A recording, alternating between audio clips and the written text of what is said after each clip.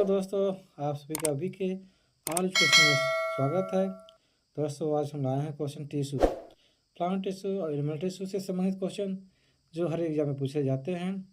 जो छात्र तैयारी कर रहे हैं टीजीटी, पीजीटी, एनएमईएस, केवीएस, नीट और जो छात्र 6, 7, 8, 9, 10, 11, 12 में हैं उनके लिए क्वेश्चन बहुत ही अच्छा होने वाला है। इसलिए दोस्तों, आप लोग इस वीडियो को एक बार 2 बार और से देखिएगा ताकि क्वेश्चन आप लोगों को याद हो जाए। तो हम समझ लेते हुए प्रारंभ करते हैं। क्वेश्चन नंबर 1 है, संवहनी वास्कुलर पौधों में पानी ऊपर किसके द्वारा पहुंचता है?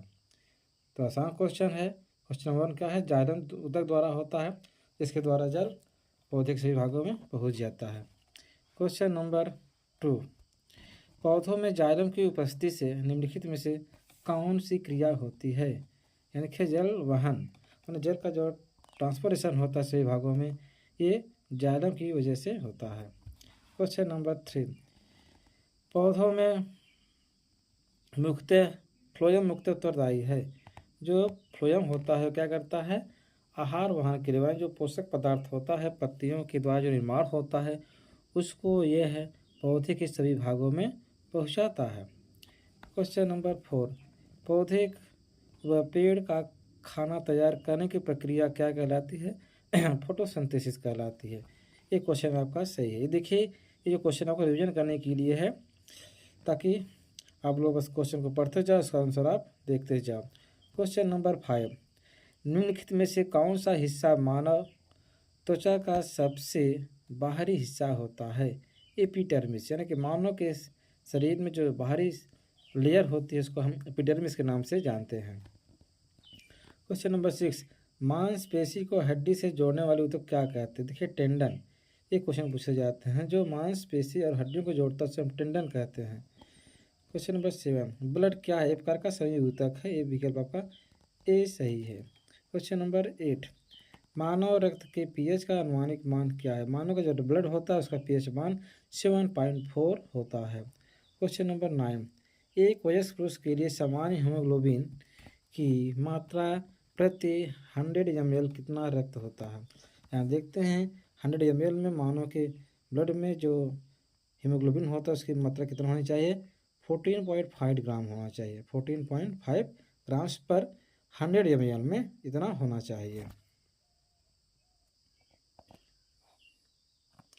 मनुष्य का लाल रक्त कोशिकाओं का जीवन काल कितना होता है? 120 डे होता है। जो मतलब श्वेत रक्त कणिकाएँ कितने प्रकार की होती हैं? ये 5 प्रकार की होती है। जो श्वेत रक्त कणिकाएँ होती हैं 5 प्रकार की होती हैं। क्वेश्चन नंबर 12 का जिससी सही है। रक्त समूह की खोज किसने की थी? लैंड-स्टीनर ने इसमें बताया था। जो ब्लड कई प्रकार के होते हैं वो सबसे पहले लैंड-स्टीनर ने बताया था। क्वेश्चन नंबर 14, पौधे के कुछ भाग जैसे कि पत्ते और तने मोड़ने पर बिना टूटे आसानी से मोड़े जा सकते हैं। इनकी नम्रता का कारण किसकी बहुतायत को माना जाता है? यहाँ देखते हैं, जो किसी पत्ते को लटकाते हैं तो लटक जाता है, लचीला हो जाता है। वो क्या है? स्थूल कोण ऊतक की वजह से होता है। स्थूल कोण ऊतक इसमें क्या आता है? लचीलापन आ जाता है। ऐसे कायमा कहते हैं यार। क्वेश्चन नंबर 15, कथन ए भी रुधिर के रोग सार्वभौमिक प्राप्त करता होते हैं। तो यहाँ क्या है? ए कारण क्या है? रुधिर समूह ए बी की लाल कोशिकाओं में कोई इंटीजन नहीं होता, इसलिए अन्य किसी रुधिर समूह के साथ समूहन या एग्लूटिनेशन नहीं होता है। तो इनमें जो विकल्प आपका उत्तर आ रहा है ये सही है, परंतु बार गलत है। यानी कि जो कथन ये दिया है ऊपर वाला ये सही है। क्वेश्चन नंबर 16, लिगामेंट टेंडन क्या होते हैं? संयोजी ऊतक और तंतुमय ऊतक होते हैं। जो लिगामेंट क्या करता है? हड्डी हड्डी को जोड़ता है। जो टेंडन होता है हड्डी और मांसपेशियों को जोड़ता है। क्वेश्चन नंबर 17, ऊँट का कुबड़ किस ऊतक से निर्मित होता है? ऊँट के जो कुबड़ पाए जाते हैं उनको देखिए, जो कुबड़ होता है वह समय ऊतक वहाँ इकट्ठा होता है। तो क्वेश्चन नंबर 18 है, त्वचा के बाहरी स्तर पर बनने वाली ऊतक का नाम क्या है? सेल के ऊतक है। मैं त्वचा के जो बाहरी स्तर जो बनाता है उसको किस नाम से जानते हैं? सेल के ऊतक कहते हैं। क्वेश्चन है 19, ये जो अगर ऐच्छिक पेशी पाई जाती है, देखिए ये आपका विकल्प डी सही है इसमें, क्योंकि हम ऐच्छिक पेशी से कहते हैं जिसको हम अपने इच्छा अनुसार हिला सके, डुला सके, या किसी कार्य को करने के लिए हम सक्रिय बना सके, जिसको हम ये पक्षपात में होता है। क्योंकि बाकी देखिए जो अंग है इसमें देखिए गलत दिया गया है, इसमें जो होते हैं अनैच्छिक पेशियां बना कार्य करती हैं। तो क्वेश्चन नंबर 20, निम्नलिखित में से कौन एक शरीर को गर्म रखने के लिए उत्तरदायी है? क्या है? वसा में ऊतक। जो वसा में ऊतक होती है एक लेयर पाई जाती है त्वचा के नीचे, जो उष्मा को मेंटेन बनाए रखती है। हिस्टोलॉजी के अंतर्गत निम्नलिखित में से किसका अध्ययन किया जाता है? हिस्टोलॉजी मैंने यहाँ देख रहा है, हिस्टोलॉजी में होता है ऊतक का अध्ययन इसके अंतर्गत किया जाता है। क्वेश्चन नंबर 22, निम्नलिखित में से पादप ऊतकों का एक प्रकार नहीं है, कौन में एक कौन सा है? उपकला ऊतक, जबकि क्या है? एनिमल ऊतक है। बाकी जो हैं ये पौधों के बारे में पूछ रहा है, बाकी 3 जो हैं तो पौधे के ऊतक के प्रकार हैं, जबकि जो डी विकल्प है ये एनिमल ऊतक का है, इसलिए क्वेश्चन डी सही है। पादपों की जड़ों तथा तनों के सिरों पर किस प्रकार के ऊतक पाए जाते हैं? यानी पादप के जो तने होते हैं और उसका जो रूट होता है उसके अंतिम सिरे पर कौन सा ऊतक पाया जाता है? शीर्षस्थ विभाज्य ऊतक होते हैं, शीर्षस्थ विभाज्य ऊतक होते हैं।